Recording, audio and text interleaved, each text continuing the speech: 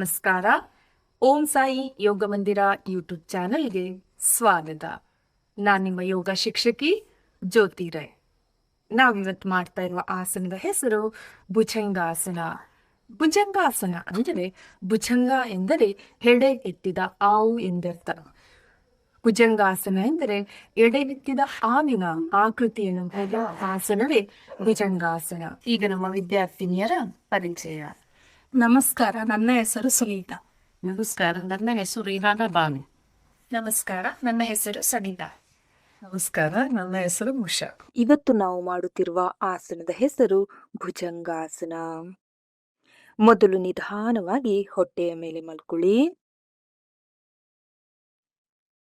ಈಗ ಎರಡೂ ಹಸ್ತಗಳನ್ನು ಪಕ್ಕೆಲುವಿನ ಪಕ್ಕದಲ್ಲಿ ಊರಿ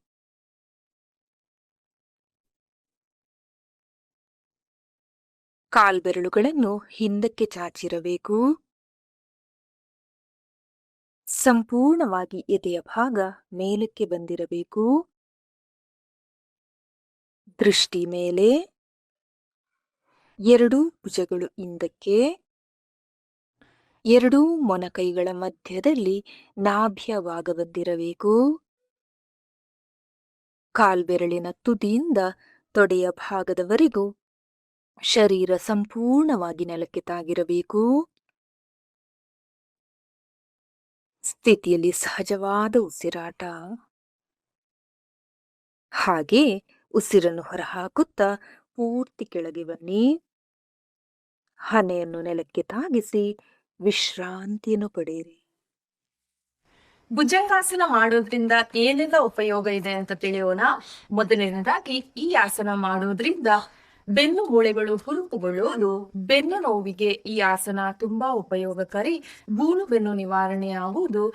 ಭುಜಗಳು ಜೋತು ಬಿದ್ದಲ್ಲಿ ಅದು ನಿವಾರಣೆಯಾಗುತ್ತದೆ. ಇನ್ನು ಶ್ವಾಸಕೋಶಗಳು, ಹೃದಯದ ಸಮಸ್ಯೆಗಳಿಗೆ ಈ ಆಸನ ತುಂಬಾ ಉಪಯುಕ್ತವಾಗಿದೆ. ನಾಭಿಯ ಭಾಗ ಚೈತನ್ಯಗೊಳ್ಳುವುದು, ಉಸಿರಾಟ ದೀರ್ಘವಾಗುವುದು. ಮುಂದಿನ ಸಂಚಿಕೆಯಲ್ಲಿ ಇನ್ನೊಂದು ಆಸನದೊಂದಿಗೆ ಭೇಟಿಯಾಗೋಣ. ನಮಸ್ಕಾರ.